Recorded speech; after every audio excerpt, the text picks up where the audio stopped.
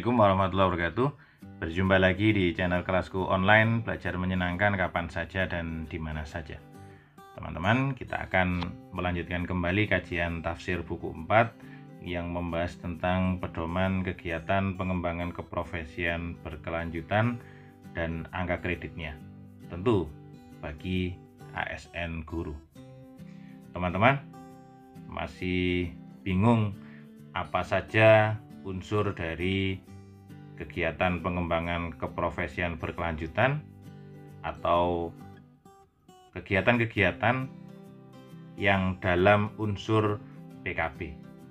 Nah, kali ini kita akan membahas tentang apa saja jenis-jenis kegiatan dari pengembangan keprofesian berkelanjutan atau biasanya kita sebut dengan kegiatan dari unsur pengembangan keprofesian berkelanjutan dalam angka kredit. Baik teman-teman, kali ini kita akan membahas tuntas dan ini adalah bagian utama dari buku 4 yang biasanya kita jadikan rujukan dalam pengajuan berkas angka kredit. Penasaran? Jangan lupa sempatkan dulu klik tombol suka pada video ini atau klik tombol like dan jangan lupa subscribe channel ini karena channel ini akan menayangkan video-video yang bermanfaat bagi teman-teman, khususnya adalah teman-teman yang ingin cepat naik pangkat dan ingin mengembangkan diri. Dan jangan lupa nyalakan loncengnya agar mendapatkan notifikasi dari video-video yang dibuat oleh kelasku online. Baik teman-teman, kita akan langsung saja membahas di bab 3 teman-teman. Membahas tentang kegiatan pengembangan keprofesian berkelanjutan dalam pengembangan profesi guru. Baik, hal ini dijelaskan di dalam buku 4 itu didasarkan pada pasal 11 Permenak RB nomor 16 2009 teman-teman, yang menjelaskan bahwa unsur, subunsur dan kegiatan pengembangan keprofesian berkelanjutan nanti akan dijelaskan di tabel ini.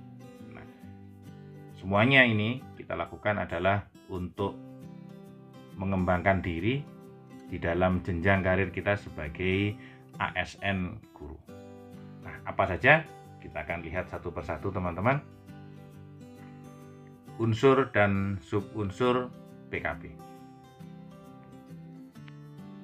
Yang pertama, teman-teman, di tabel 4 ini unsur dan subunsurnya.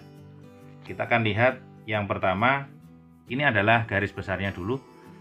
Garis besar dari unsur dan subunsur PKB.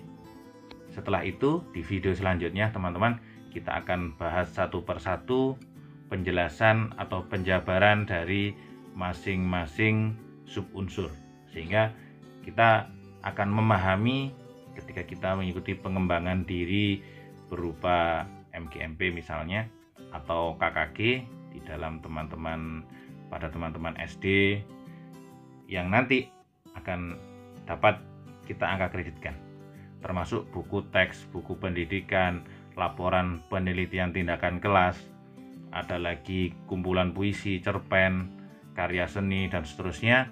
Nanti akan kita bahas lebih rinci di video-video berikutnya. Karena apa? Karena video ini, pembahasan kali ini adalah pembahasan yang utama, teman-teman. Yang pertama adalah dari subunsur yang pertama, melaksanakan pengembangan diri. Melaksanakan pengembangan diri biasanya dalam bentuk workshop, in-house training, ada bentuk pelatihan, dan seterusnya. Nah, kegiatannya apa teman-teman? Kegiatannya adalah mengikuti diklat fungsional. Nanti akan dijelaskan teman-teman. Kita akan bahas secara umum dulu. Biasanya di sini kalau mengikuti jam diklat ini biasanya ada jumlah jamnya teman-teman, jumlah jamnya. Seperti kalau kita mengikuti pelatihan, misalnya pembuatan laporan penelitian tindakan kelas, ada misalkan saja ini 100 jam misalnya. Atau kalau kita mengikuti workshop pembuatan perangkat pembelajaran misalnya 32 jam misalnya. Nah, diklat-diklat fungsional seperti ini biasanya ada rincian kegiatan yang berupa jam pelajaran. Ya, nanti kita akan konversi kalau sekian jam itu nilainya berapa dan seterusnya. Yang kedua, teman-teman, melaksanakan kegiatan kolektif guru. Nah, kegiatan kolektif guru ini teman-teman, ini lebih ke misalnya MGMP, ada KKG, ada in-house training misalnya yang diselenggarakan oleh internal sekolah. Nah, kegiatan-kegiatan kolektif seperti ini kegiatan yang sebenarnya sangat efektif untuk kita berbagi dengan teman-teman kita yang lain. Kalau dulu saya mengonsep kegiatan kolektif guru itu dinamakan dengan seminar kolegial, teman-teman. Apa seminar kolegial itu?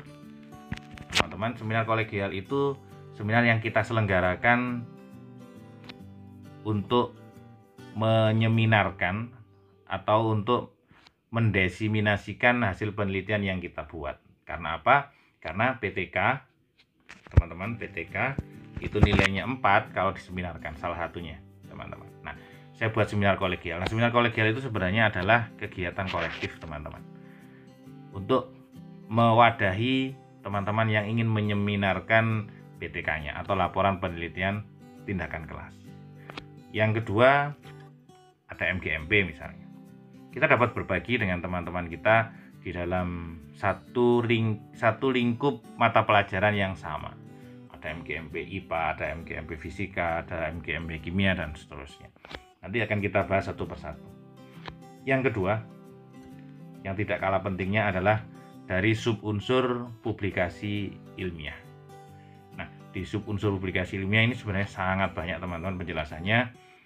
Kita akan lihat satu persatu nanti, dan teman-teman bisa merefleksi diri kira-kira kekuatan teman-teman itu ada di mana. Karena tidak semua orang misalnya mampu membuat buku teks misalnya, mampu membuat modul, mampu membuat pedoman guru dan sebagainya. Sehingga teman-teman bisa memilih mana yang teman-teman mampu dan fahami.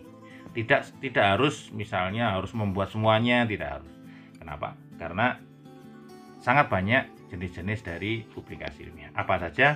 Yaitu membuat karya ilmiah dan mempublikasikan, bisa dalam bentuk hasil penelitian, tinjauan ilmiah, dalam bentuk buku, modul, dan sejenisnya.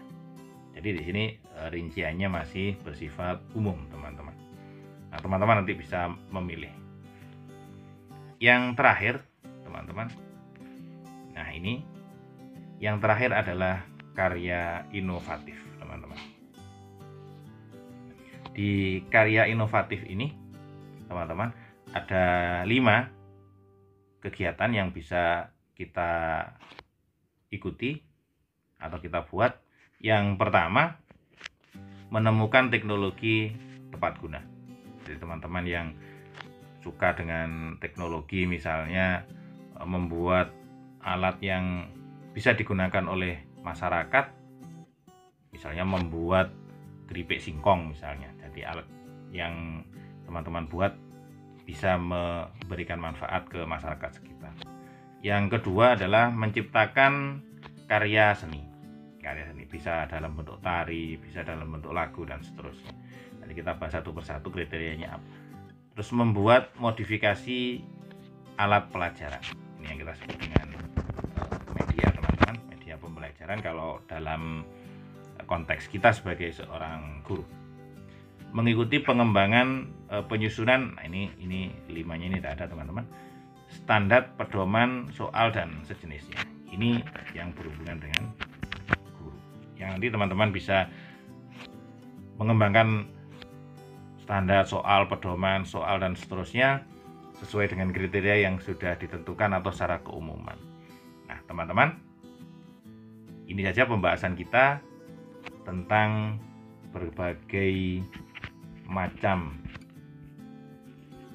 kegiatan dari subunsur pengembangan diri, publikasi ilmiah, dan karya inovatif yang semuanya di bawah unsur PKB.